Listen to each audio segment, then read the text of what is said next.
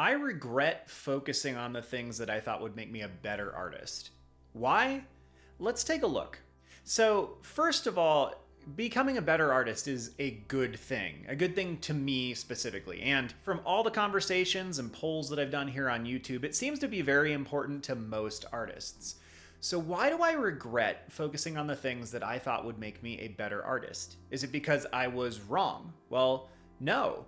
I looked into a whole bunch of different professional artists. I read books, I looked at research. I knew, as much as anyone can know anything, what I needed to do in order to become a better artist. So why do I regret investing my time that way then? Well, it's actually pretty simple, and it's the fact that those things weren't enjoyable to me. Now, they might be enjoyable to you. We're also different, of course, as artists. Artists seem to have almost more variance from human to human than any other category. I'm not sure why. We're just a little strange. But for me, the reason that I regret this decision is that I think I came at it from a bad framework. I had things that I wanted to do artistically, as I'm sure that you have as well. In fact, conjure them up in your mind right now. Think about the things that you really want to do artistically. I did the same thing. I came up with what I wanted to do. And then I basically just looked up a standard, very, very normal regiment as for what I should do to improve as an artist. Focus on the fundamentals, of course. Focus on anatomy, focus on composition, all of these things. And I think in the back of my head, I thought that these things would equip me to do anything. And maybe that's true. But the result was I kept kind of phasing in and out of focusing on art because all of that perpetual, nonstop study was just not that entertaining. It was kind of boring. And when I was doing most of my studying on my own, there wasn't really the accountability of a class or a group of people or a teacher or a grade to continue to propel me forward.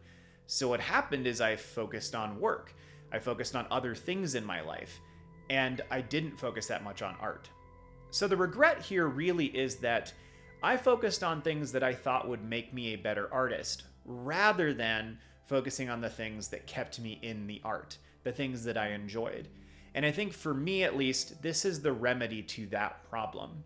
I started focusing on the things that make me happy as an artist, the kind of stuff that I want to do. You know, if you want to be a children's book illustrator, if you want to make comic books, if you want to be a concept artist, and you focus on things that are not those things, then it might be harder to wake up artistically each day and keep moving forward. Now, of course, the fundamentals are very important.